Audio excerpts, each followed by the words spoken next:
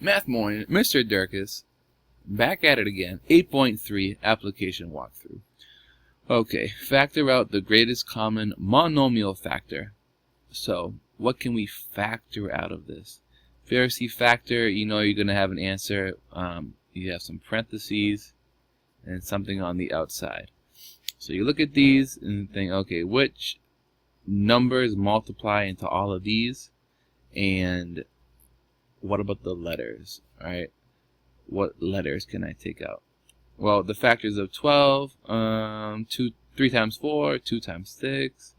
This is 3 times 6, 9 times 2, 5 times 6. I heard 6 in all of them. So I'm going to take out a 6, right? And then these all have b's. If they all have b's, you look at the lowest exponent, right? This is b to the third power. That's what you want to take out.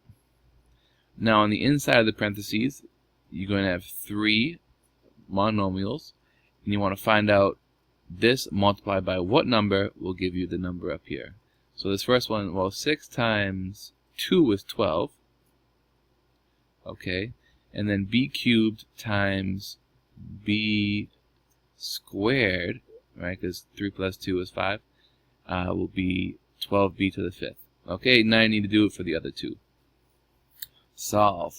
Alright, so I need to find out, when you see solve, that means what does h equals what, right? That's what you're trying to find. So put all the h's on the same side. So I'll do plus 30h plus 30h over here. What happens? That cancels. I have 0.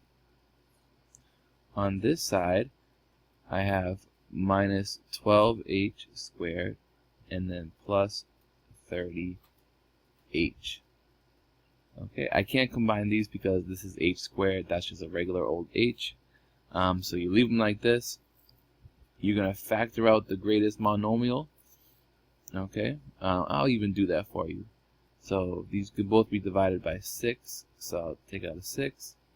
And the lowest exponent h is just h. So 6h.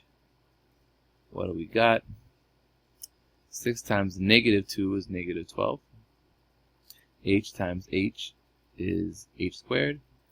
And 6 times 5 is 30. And I don't have any h's, so I have one there, perfect.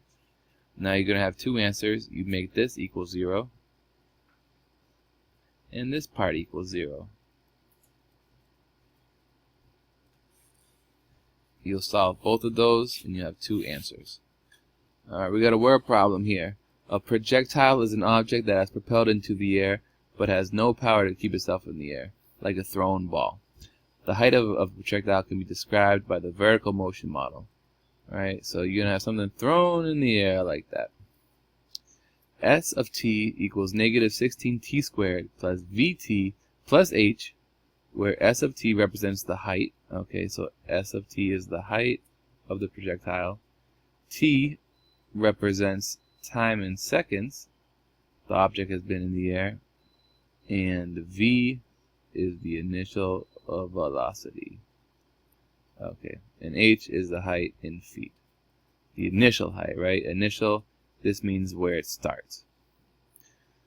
So, to catch a frisbee, a dog leaps in the air with the initial velocity of 14 feet per second.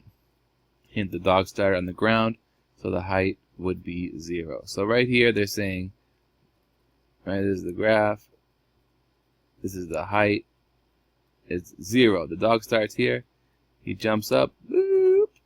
When he lands again, this height will be 0. So write a model for the height of the dog above the ground. Okay, well they said initial velocity 14 feet per second. That is v. Okay. Then it says the dog started on the ground, so the initial height h would be 0. Okay, so we have h equals 0 and v equals 14. They give you this equation, s of t equals negative 16t squared plus v. Okay, so v, instead of v I'll put in 14.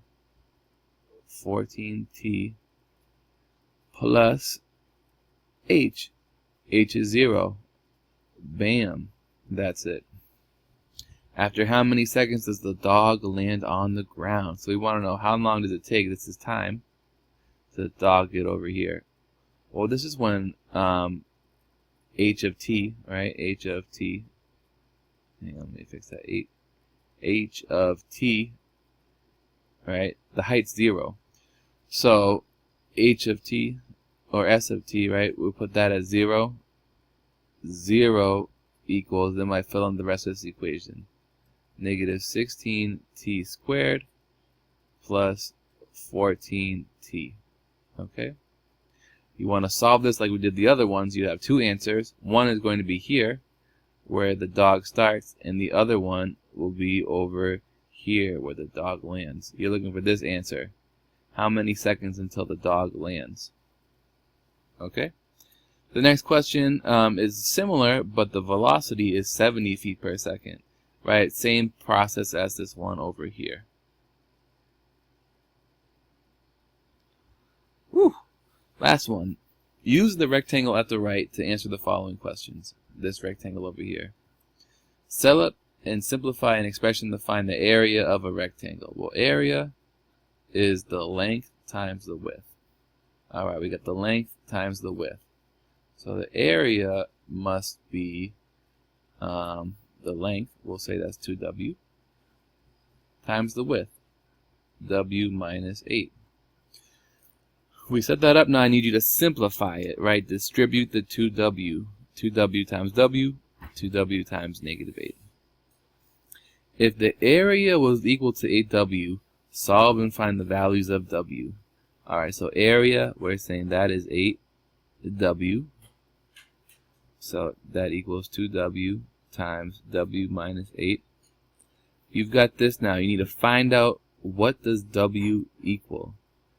Okay, so how you do that? If you simplify this, you should have gotten 2w squared minus 16w equals 8w.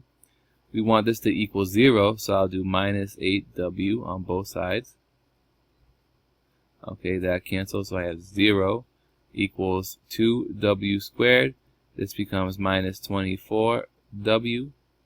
Solve for w. You did this in the previous problems. Alright. And that's it. You got it. Dirkus out.